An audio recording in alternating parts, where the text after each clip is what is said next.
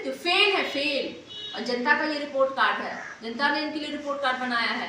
भाजपा शून्य है, विकास के नाम पे शून्य, जनता के हक में और अधिकार में काम करने के नाम पे शून्य।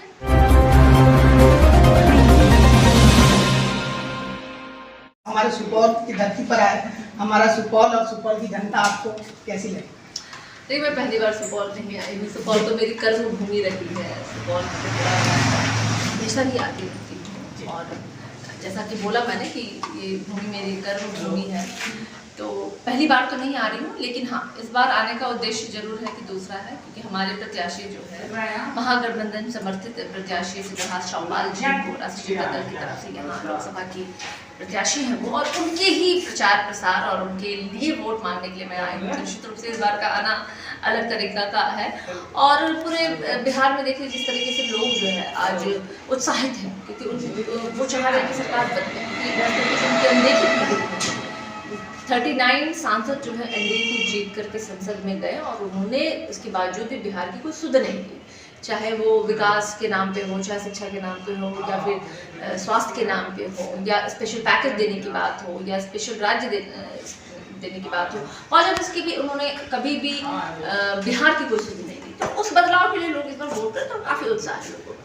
आप आरजेडी के बड़े चेहरे हैं, मैं ये जानना चाहूँगा, आमतौर पे प्रधानमंत्री मोदी जी या बीजेपी पार्टी अपना जो भी मुद्दा मसाला होता है वो जनता के बीच कन्वे कर पाता है, अच्छे ढंग से रख पाती है। अभी जैसे कि लेटेस्ट में अररिया में भाषण देके गए नरेंद्र मोदी साहब और लोगों से हिंदू मुस्लिम पर बांटने की कोशिश की, मंगलसूत्र की बात आ गई, आपकी एक महिला है, और दूसरी चीज संपत्ति मुसलमानों को बांटने की बात की जा रही है, इसका क्या करेंगे? देखिए, नरेंद्र मोदी जी ने हमेशा और खास करके एनडीए गवर्नमेंट ने लोगों के सामने झूठ पर सबसे पहले तो मैं जवाब दे दूँ हिंदू और मुस्लिम की जाति और धर्म की राजनीति भारतीय जनता पार्टी के लिए में है ना, इससे इधर उन्होंने कभी सोचा पहले वो राम मंदिर के नाम पे लोगों से वोट मांगा और हिंदू मुस्लिम करा करके वो लोगों को भड़का रहे, वो जातीय उन्माद और धार्मिक उन्माद फैला करके उन्होंने हमेशा ही अपना जो कहते हैं राजनीति रोटी देने का प्रयास किया। लेकिन कहते हैं कि काट की हांडी बार बार चूल्हे पे चढ़ती नहीं। जनता के समझदार है, वो जानते हैं अरे ये तो वो लोग हैं जो हमें धर्म और जात के नाम पे लड़ा करके हमारा अपना फायदा कर रहे हैं और हमारा नुकसान कर रहे हैं। क्योंकि आखिर आज लोगों को क्या चाहिए, है ना? आज लोगों को अगर आप जाकर पूछिए तो लोगों को रोजगार चाहिए, लोगों को विकास चाहिए, लोगों को भाई शिक्षा चाहिए, लोगों को स्वास्थ्य चाहिए। तो इससे कभी भी इन मुद्दों पे भारतीय जनता पार्टी ने बात नहीं की। और ये जो बात कर रहे हैं कि मंगलसूत्र के साथ, तो 10 सालों से केंद्र की सत्ता में है। 10 साल से पहले सोना की कीमत जो है 25,000 30,000 थी और आज 75,000 है ना? यानी इतना महंगा हो गया है सोना कि एक गरीब आदमी के तो सामर्थ्य से बाहर की बात है कि वो मंगलसूत्र भी बनवाए। हाँ, तो मंगलसूत्र कौन भाई छीन रहा है, किसका छीन रहा है? अग्निवीर जैसी योजना है जो युवाओं को 22 साल में ही रिटायरमेंट दे रही है। अगर उनकी मृत्यु हो जाती है तो कोई सिक्योरिटी नहीं है। तो आप बताइए, वैसे युवक के घर परिवार को तो उनकी पत्नियों को तो आप क्या कर रहे हैं? उनका मंगलसूत्र आप छीन रहे हैं उसके जरिए। तो भारतीय जनता पार्टी का तो मुंह ही नहीं है, एकदम मुंह नहीं है। वो ना राम पे वो बात करे भाई, ना धर्म और जात के नाम पे बात करे, ना महिलाओं की अस्मिता की बात करे, ना महिलाओं के विकास की स्वतंत्रता के। इन मुद्दों पे तो भारतीय जनता पार्टी का मैं समझती हूँ मुंह ही नहीं है। क्योंकि भारतीय जनता पार्टी शासित राज्यों में महिलाओं का, बेटियों का, बहनों का बलात्कार, अत्याचार सब सार्वजनिक है। और जिस तरीके से ये राम और भगवान के रात में राजनीति करते हैं, तो भाई हनुमान जी ने कर्नाटक में इनको पटकनी दी है ना, राम जी इस बार पूरे देश में दे। जिस क्षेत्र में आप अपने प्रत्याशी के प्रचार के लिए आए चंद्रहास चौपाल जी के, ये कोसी का रीजन है और यहाँ का कोसी बहुत बड़ा समस्या होता है। यहाँ पे जब आवाम के बीच घूमते हैं, रंजीता रंजन यहाँ के पहले सांसद हुआ करती थी, पप्पू यादव का अच्छा प्रकोप है इस क्षेत्र में।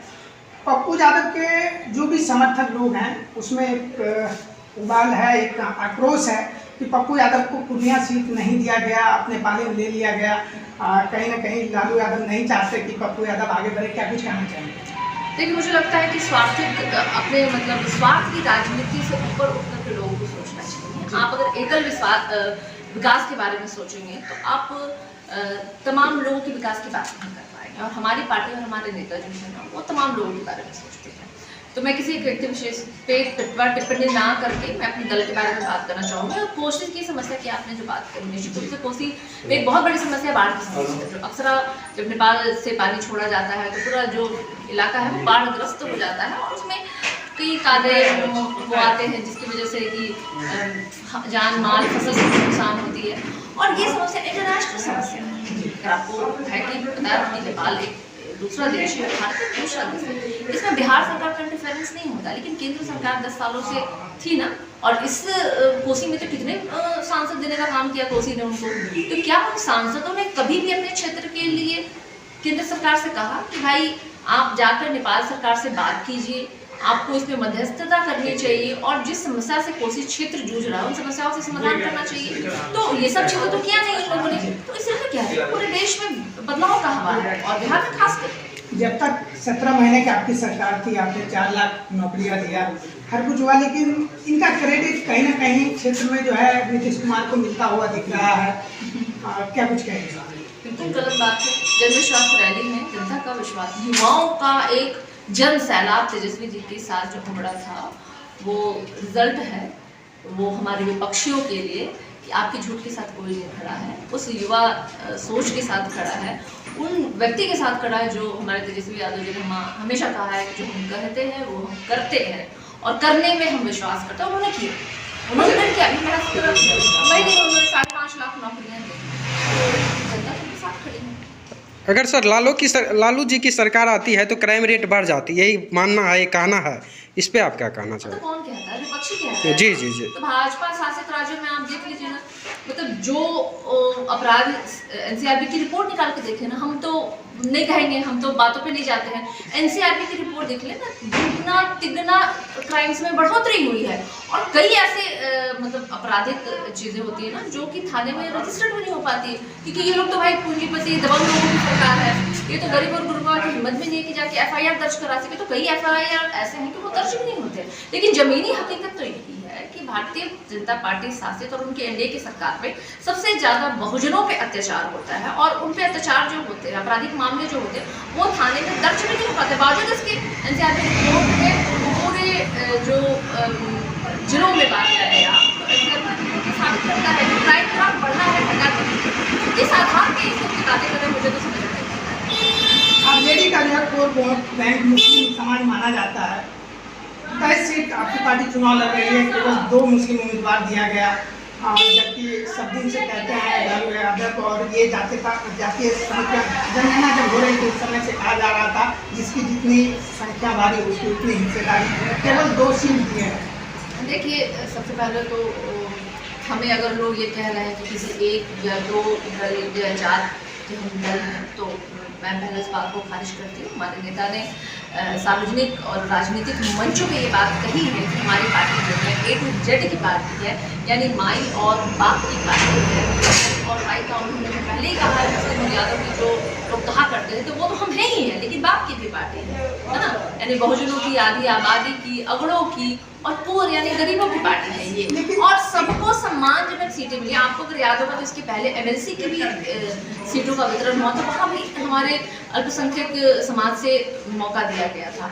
तो मुझे लगता है कि ये एक भ्रम है जो लोगों के बीच में फैलाया जा रहा है। जनसंख्या के अनुसार कम से कम 8 सीटें होनी चाहिए, लेकिन आपने 2 सीट दिया, उसमें भी क्या कुछ रिजल्ट के बाद आएगा? इस तरह से नहीं लगता है कि कहीं कहीं मुस्लिम लीडरशिप घट जाएगी और ओवैसी जैसे ताकत को जो है यहाँ फायदा पहुँच जाएगा? देखिए, इस तरह की जो बी और डी और सी टाइप की जो दलें हैं ना, उसको जनता चाहती है। ये बीजेपी के जो है ना ए और बी पार्टी की तरह काम कर रहे हैं, तो जनता उनको खारिज कर रही है, नकार कर रही है, कोई फायदा नहीं होने वाला। और हमारे अल्पसंख्यक भाई हो या हमारे बहुजन हो या हमारे मंगड़े भाई हो, मतलब A to Z की मैं बात करूँ, सभी लोगों का विश्वास हमारे महागठबंधन पे है और पूरी जनता का विश्वास भी हमारे ऊपर। और जनता जनार्दन होती है, जनता मालिक होती है और हम लोग शुक्रगुजार हैं। पिछले बार भी जो बिहार की नंबर 1 की पार्टी राष्ट्रीय जनता दल बिहार में बनकर उभरी थी और पुनः इस बार इतिहास रचा जाएगा और लोकसभा में बिहार जो है 35+ सीटें जीत करके हमारे सांसद जो है वो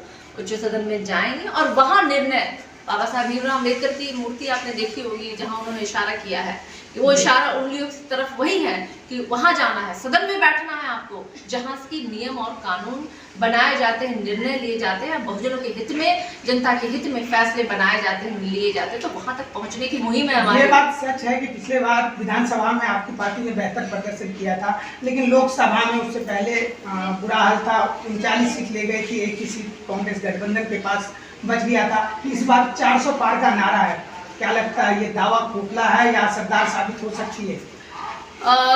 पिछली बार हमारे निश्चित रूप से हमारे पास कोई सीट नहीं था, लेकिन इस बार बोल रही हूँ मैं, इतिहास रचा जाएगा और जनता का विश्वास और समर्थन के साथ हम बहुत ही पूर्ण बहुमत से हर सीट में जीतने का हमारा लक्ष्य है और उम्मीद है कि हम 35 यकीन है 35 प्लस सीटों में हमारी सरकार, हमारी पार्टी जो है वो जीतेगी और केंद्र की सरकार भाजपा मुक्त भारत अभियान जो मैंने बोला कि 2024 में निश्चित रूप से होकर रहेगा, उसके तहत क्योंकि जुमलेबाजों से देश को बचाना है ना, देश के लोकतंत्र को बचाना है, देश के संविधान को बचाना है, बाबा साहब भीमराव अम्बेडकर के संविधान को जिसमें हमको और आपको अधिकार दिए, ताकत दिया, जिससे हमारा देश चलता है, उस व्यवस्था को ये बदलकर पुनः वर्ण व्यवस्था में मनुवादी मनुस्मृति व्यवस्था को ये कायम करना चाहते हो, तो देश के नेता जान लेंगे कि ये लोग को सरकार में हम आने देंगे तो ये तो देश से संविधान को ही समाप्त कर देंगे। ये पूरा जो अंग्रेजों ने 200 साल की हमें गुलामी की जो जिंदगी दी है ना, उस गुलामी की जिंदगी ये लोग तो माफी वीर को मानने वाले हैं ना, गोडसे के पुजारी हैं ये लोग, आरएसएस से इनका कानून चलता है, नियम चलता है,